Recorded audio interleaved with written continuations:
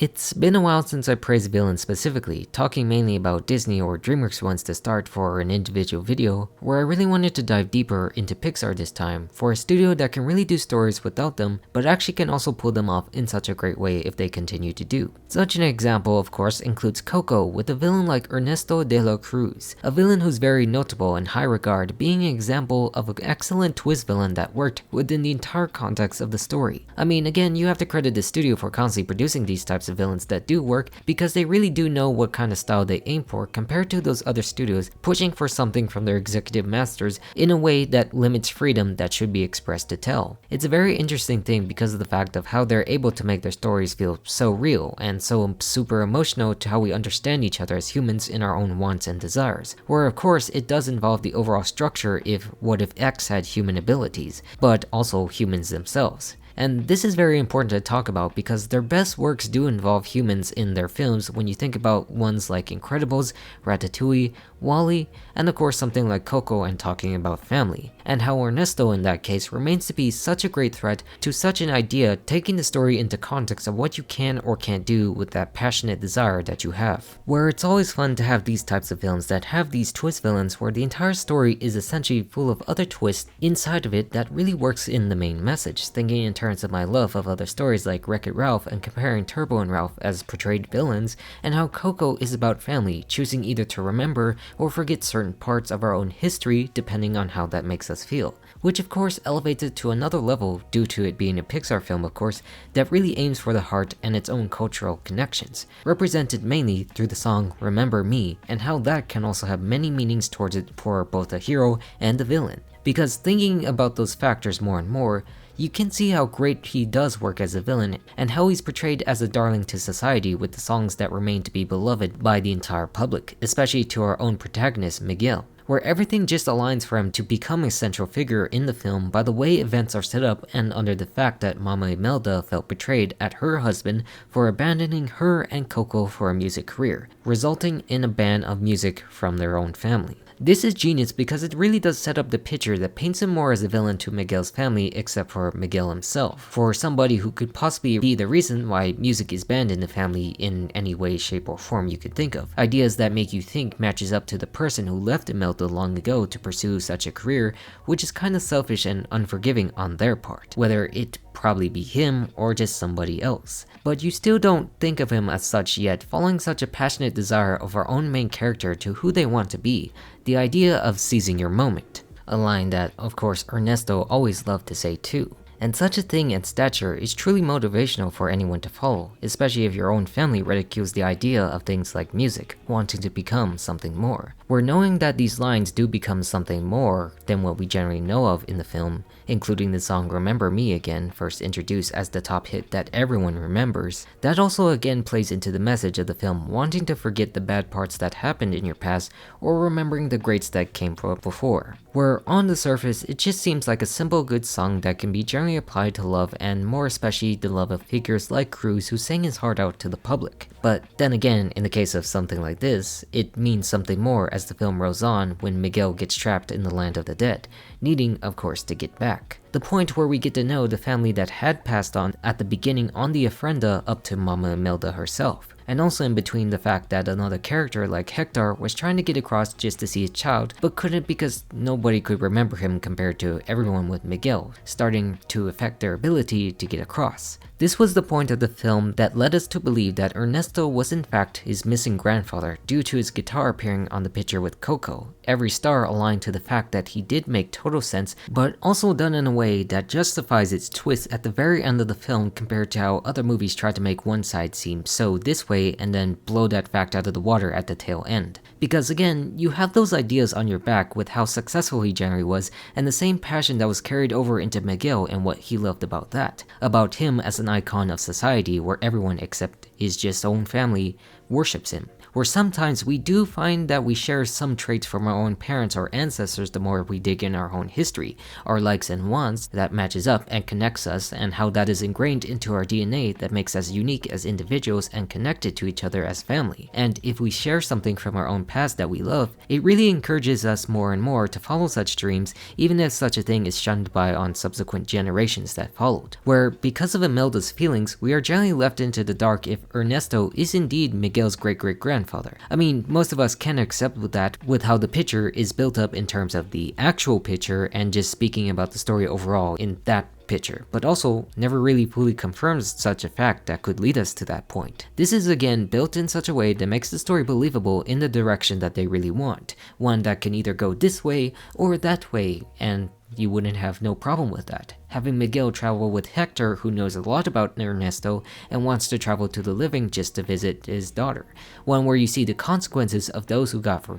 one where you also get to see the consequences of those who go forgotten, disappearing forever in the eternal death, while still reminding you that Ernesto is a central figure remembered and praised in the land of the dead as much as the land of the living. Everyone in the entire film knows who he is, placing him high at the very top with a party of people who just admire him day in and day out because everyone in the entire world of Coco just chooses to remember him, straightening the meaning of the song as you go along, and another important factor to his own character that differentiates him from the entire rest, like Hector, where we notice Miguel remains steadfast in his belief of the idea of Ernesto, not meeting him quite yet so he can remain to be mysterious if he is the guy we think he is in a positive role model, or probably something more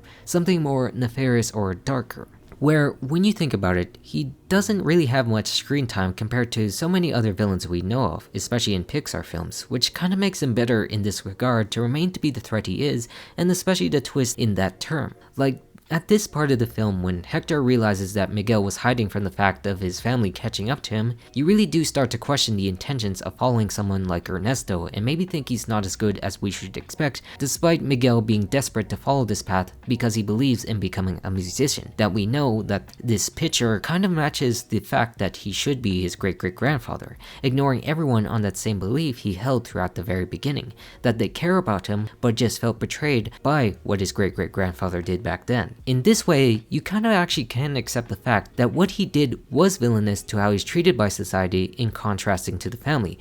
again being the most important thing in life, and how he wasn't there in the pursuit of fame and fortune, which is still ingrained to his character as we go along. But this is still something that's not quite confirmed in your feelings at that point, since Ernesto still of course is held in high regard and does actually save Miguel in the first time they interact, caring about the well-being of this boy and especially the fact that he is the most famous kid in the land of the dead at that point in the story. It's about the idea of what Ernesto brings at this point that really matters now that we get to him, which is good on the surface, but also doubtful on the inside. You start to see this the moment he gets shocked knowing he has a great-great-grandson, where we actually never dived into the details of Ernesto's own family other than the vague picture of him being hated and forgotten, and how everyone else drags the attention to him, where every person who travels from the land of the dead to the land of the living really do remember who their offspring are, or it's just more on the living themselves to keep that memory intact for their own lives, compared to say Ernesto, who really even didn't know Miguel was his own family. Remember, Imelda and the rest of them actually did recognize the fact that Miguel was right there, that he was their great-great-grandson. Such a fact does make you question it more and more, because we do get caught up in this idea that he is the one and adds a bit more to his personality under the surface. Like again, this doesn't matter because his fans are just so large where people keep offering so many gifts constantly, from guitars to food, then he actually knows what to do with in his life. It's a level that makes him above the rest from even caring if he had a family, making sense if either Miguel was in fact his family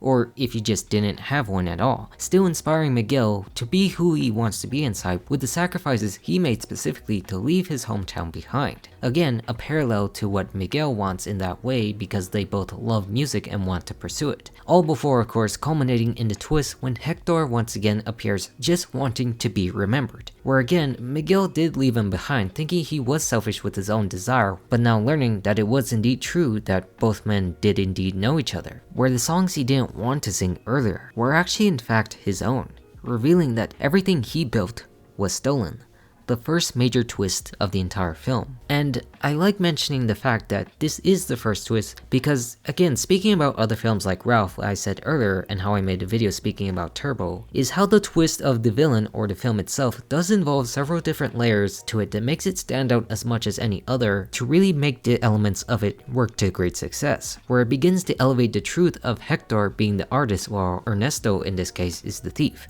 with the second twist in this scene is the fact that he was poisoned. Earlier in the film we did learn that he died due to a chorizo and got mocked for it in the land of the dead, that put in the fact that he really didn't have a remarkable life at all, where this part actually reveals that he died due to a poisoning done by Ernesto, a moment that was put into his own future films that made Hector realize that he did it, fully confirming to us that he is the villain the entire time. That was both shocking and acceptable. Thinking in terms of what facts we just learned that I laid out, with the multi-layered truth and a final twist that does not come from the villain himself, because we still do believe at this point in some way that Ernesto is Miguel's ancestor, correlating with the fact of how his family hates him, banning music since he left just to further his own selfish desires. Everything in that part right now makes total sense. How we learn his character mainly represents the dark side of ambition that shows someone's true colors as a selfish vain opportunist who does whatever it takes to seize his moment, which I really just love because of the fact it makes him such a good villain to really hate, who stabs everyone he knew in the back just for that own self-gain,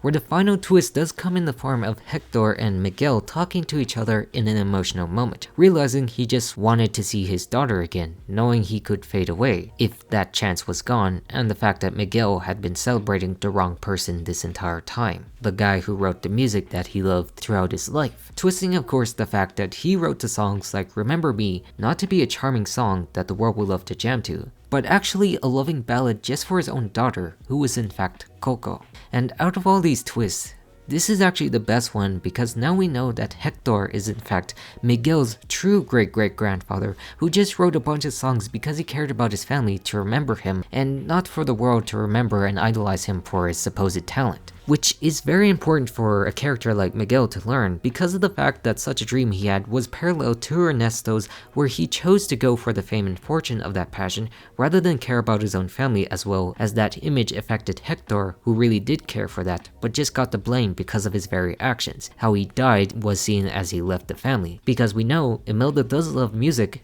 but also hates heartbreak as much as anyone else who does value that same love. This also makes you think back on the photo with Ernesto's last live appearance. Both Hector and Ernesto did wear belts in their suits, which made you believe the fact that Ernesto was that guy at first until you actually take a closer look and see that they were different, one of guitars and the other one a simple crest, I think, as it looks. It's a great subtle detail that makes the whole idea of him as a twist villain work because of how they involve culture and the idea of family remembering each other in the darker aspects of someone's desire in life. You know, it makes sense one way and that image is portrayed, but that image becomes something more than what you see when you realize the truth. Where, like all the other villains beforehand, the mask is just able to come off, albeit behind the scenes for the family in this regard since the public still loves him, allowing him to be the person he truly is, a self-serving coward who hides behind the fact of what he was given. It's not about them, it's about me, and I am willing to kill anyone who can ruin that for me, especially a child who is possibly related to me. I mean, even though we know he's not, this is a fact that still came at a time that everyone, including Ernesto himself,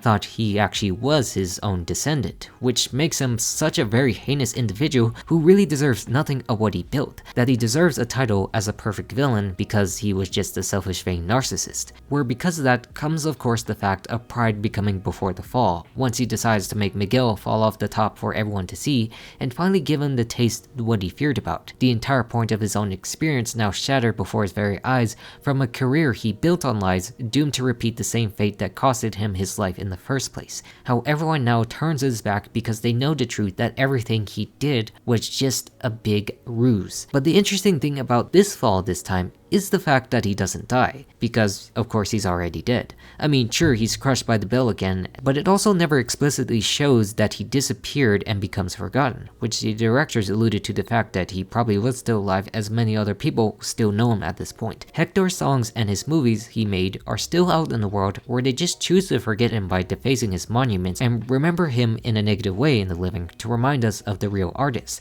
dooming him of course to a fate worse than death in the afterlife in that regard, living his own personal hell of shame, forced to walk in the shadows, which is such a very poetic defeat if you ask me compared to those who go out with a whisper like death. Where the true point of why Ernesto is such a good villain, and especially a twist villain in this case, is just how ambition can corrupt you to become a prideful, self-serving asshole, wanting to pursue a noble dream like music, all at the cost of your own family. That people like Miguel should be cautioned that while having such desires and wants to be are actually good, you also must remember who you are in that same case and where you actually come from regarding your own family. That they must come first to your own memory to serve those you love before you serve yourself. And of course, the other aspect relating to the twist is just how perception can affect everything, thinking in terms of the character himself, the entire story, and the main song, twisting its meaning into many different forms into something it's really not, thinking in terms of why this movie is actually called Coco in the first place because of these very songs, mainly the most popular ones that were dedicated to the love of her, the love of a father to his own daughter that he loved, that you never thought to see. It's a movie that really does work on multiple layers when speaking about its villain that makes you appreciate the true heart of it even more, which now thinking about it, was actually more the focus of this video more than him as a villain character. But then again, just very important to tell here because it was just that good of a movie, with that good of a message, and the fact he was a great way to tell it in such a subversive manner that really didn't need a villain necessary to pull it off, but did so anyway in such a spectacular manner that stayed relatively minor while he appeared so massive. It's about the feeling that counts in this case more than the character, who does have typical villainous traits that aren't as massive as the normal ones we associate them with, but really does affect the world they've built around it, and why love always will triumph above everything else. I'm all done now, so goodbye.